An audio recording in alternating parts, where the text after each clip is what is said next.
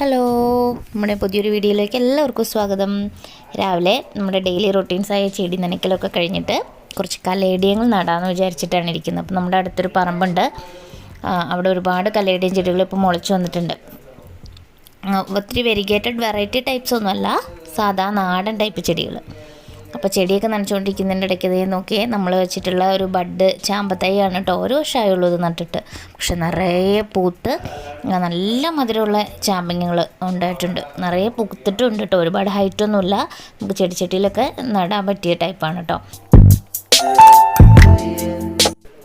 അപ്പം നമുക്ക് ഇവിടുന്ന് കല്ലേടിയും പറിക്കാം. ഇവിടെ ഇത് പ്രത്യേകിച്ച് ഒന്നും കൃഷി ചെയ്യുന്നോ അല്ലെങ്കിൽ ബിൽഡിങ്സോ ഒന്നും ഇല്ലാത്തൊരു പറമ്പാണ്, വെറുതെ കാട് പിടിച്ച് കിടക്കുകയാണ് കേട്ടോ.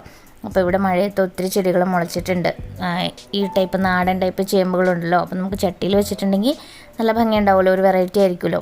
അപ്പോൾ അങ്ങനെ വിചാരിച്ചിട്ടാണ് ഇവിടുന്ന് കല്ലേടിയും പറിക്കാൻ വേണ്ടി വന്നത്. അപ്പോൾ നമ്മൾ അതിൻ്റെ സൈഡിൽ, പറമ്പിൻ്റെ സൈഡിൽ നമ്മൾ 2 ചേന നട്ടിട്ടുണ്ടായിരുന്നു നേരത്തെ. അപ്പോൾ അത് കാണാനുണ്ടായിരുന്നില്ല, അതിൻ്റെ തണ്ട് മാഞ്ഞു പോകുമല്ലോ.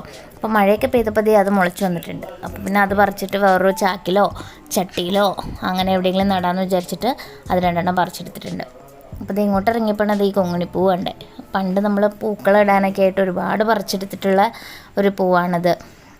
പിന്നെ ഇതിൻ്റെ ഒരു പഴം ഉണ്ടല്ലോ, ഒരു കറുപ്പ് കളർ കൊങ്ങിണിപ്പഴം എന്നാണ് നമ്മുടെ ഇവിടെയൊക്കെ പറയുന്നത് കേട്ടോ. അതും പണ്ട് കുഞ്ഞായിരുന്ന സമയത്ത് ഒരുപാട് കഴിച്ചിട്ടുണ്ട്. പക്ഷെ ഇപ്പോൾ ഒന്നും ഈ ചെടിയും കാണാനില്ല, ഈ പഴവും കുട്ടികളൊന്നും കഴിക്കില്ല എന്ന് തോന്നുന്നു.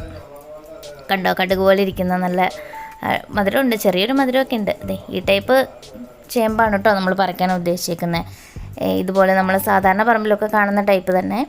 അപ്പോൾ അത് പറിച്ച് ചട്ടിയിൽ വെച്ചിട്ടുണ്ടെങ്കിൽ നല്ല ഭംഗി ഉണ്ടാവും. അപ്പോൾ ഒരുപാടൊന്നും നമ്മൾ പറിക്കുന്നില്ല, കാരണം ഇതൊരു കളയാണല്ലോ.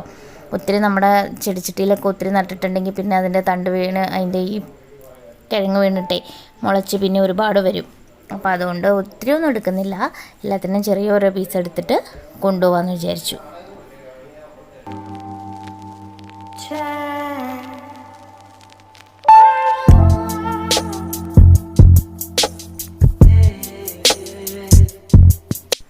ഒരുപാടൊന്നും നമ്മൾ പറിച്ചെടുത്തിട്ടില്ല, ആകെ 2 ടൈപ്പേ ഉള്ളൂ. അത് 2 പറിച്ചെടുത്തിട്ട് നമ്മൾ തിരിച്ചു പോന്നു. അപ്പോൾ അത് ചട്ടിയിൽ വെച്ച് നട്ട് വളർന്നു വരുന്ന വീഡിയോ നമ്മൾ എങ്ങനെയുണ്ടെന്ന് ഞാൻ പിന്നീട് പോസ്റ്റ് ചെയ്യാം കേട്ടോ. അപ്പോൾ ഓക്കെ, ബൈ.